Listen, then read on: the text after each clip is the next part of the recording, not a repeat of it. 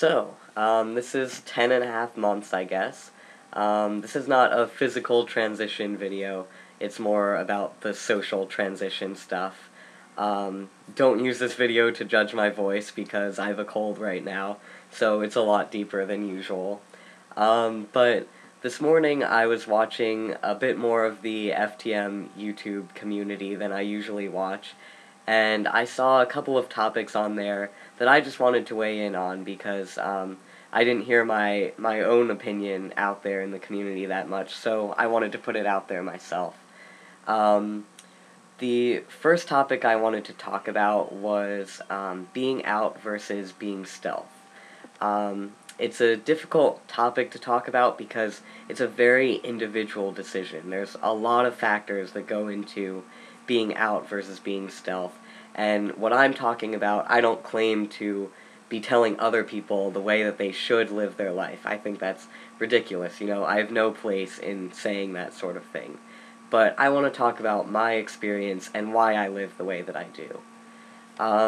So on a more philosophical level, I personally try to live my life as honestly as is beneficial, I think is a good way to say it. I've spent a lot of time philosophically determining when honesty is useful, when it's useless, and when it's dangerous. And these are three very different categories, and I found that most of the time, honesty is extremely useful. So I use it most of the time. Other ways that this has, inhabited my life, other than being out versus being stealth, is, if I'm talking to someone and they ask me a personal question, if I ever feel hesitant about answering truthfully, or if I feel inclined to lie about a question that they've asked me, I think about it for a second, and I think about, is this coming from a place of personal insecurity? Am I asking myself questions like, oh, what will they think of me if they know this? Or, things like that. If I'm asking those types of questions, I always share it. I just, stop thinking and go into truth mode, and just, let out how I'm really feeling. I found that this has been extremely beneficial for me.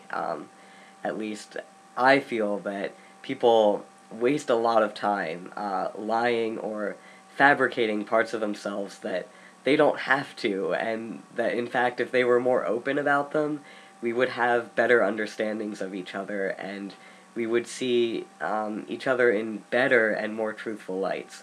And I think that that's really valuable human connection. I don't take a lot of value from very shallow conversations, and conversations where people are clearly avoiding speaking truths. So it's something I enjoy, it's the way I converse, and it definitely carries over into my opinion about being open and out versus being stealth. So I personally live openly and am always willing to talk about my gender identity.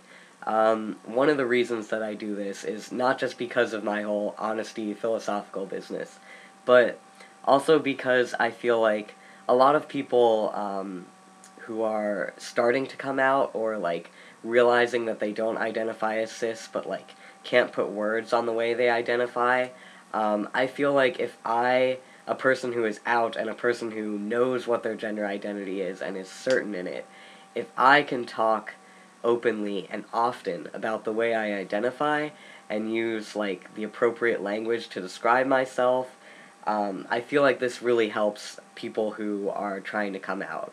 I know that for me, when I was in my coming out phase, the day that I identified as transgender was also the same day that I learned the word transgender existed. So for me, coming out was really an issue of language. I had always felt transgender, and I knew that, in my heart, I knew that I identified as a man, but I had never had the words to express it in a way that didn't sound silly, or in a way that people would be dismissive of. So I think that, for me, being able to talk openly, and if I'm talking in a room where there are other people who might be questioning their gender identity, and the thing is, you never know, So, like, this could happen a lot more often than I think it does. But if I'm ever talking like that, and someone's listening who's trying to come out, or is questioning their gender identity, I think that that's one of the most helpful things I can do. That's why I personally will always be very open about who I am. Another more personal reason is I know that a lot of people that follow me, I guess, know that I struggle with depression and suicide and stuff. And it's something that a lot of transgender people struggle with. So for me, one time where I was kind of like in like depression mode, I guess you could say, I distinctly remember this time that I got out of that mode because it helped me afterwards for a while. I was free of feeling depressed for quite a while after this. But the thought that I remember thinking was that, and this might sound slightly arrogant, but that I, simply by existing, can change the world. And I really, really do believe this, and I know it sounds like, a little bit arrogant, but let me explain it. So, I believe that being transgender, I have like a sort of power that I think that many cisgender people don't have. I honestly believe that by continuing to exist, by continuing to live, and introducing myself to people, talking to people, and when it comes up, explaining to them who I am and how I identify on the gender spectrum, I think that this allows me to change minds, allows me to, like, really make people reconsider gender, reconsider themselves, and I think that that's a power that not many people have just like wrapped up in your introduction and like, hi, my name is George, I prefer male pronouns. Like, wow. I mean, really, like when I was thinking this, I was just kind of amazed that people get weighed down by thinking like, what impact am I going to have on the world? Like, how am I going to change things in my time here? And to realize I've already done it is amazing, and that I can keep doing it just by living and introducing myself. So, for that reason, I also try to be as out as possible. I'm not going to shove it in people's faces, but if somebody asks me, like, about my hair, or, why I'm so short or something, like, I will tell them. And for me, it's an issue of feeling like I have a reason to be here, and that reason is to be out, and to change the world in that way. And I know it's small, but I think that it's a much more achievable goal to have a goal of changing the minds of a few people who I've talked to individually than to have some lofty goal about changing, like, society. And so, for me, it gives me self-worth, and it makes me feel like, yes, I need to keep staying alive because I need to keep being out and explaining this to people and changing minds. So, it's very powerful for me. So yeah, that's why I live openly and out as a trans guy.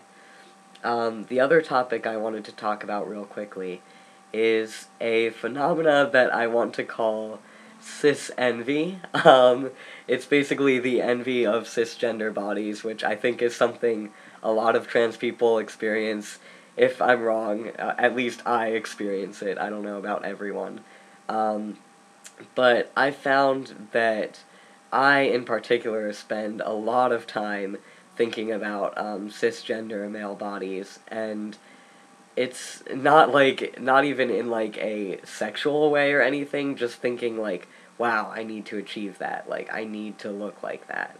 And for me, I've started to realize I think this is having like a bad effect on my personal self-worth and stuff.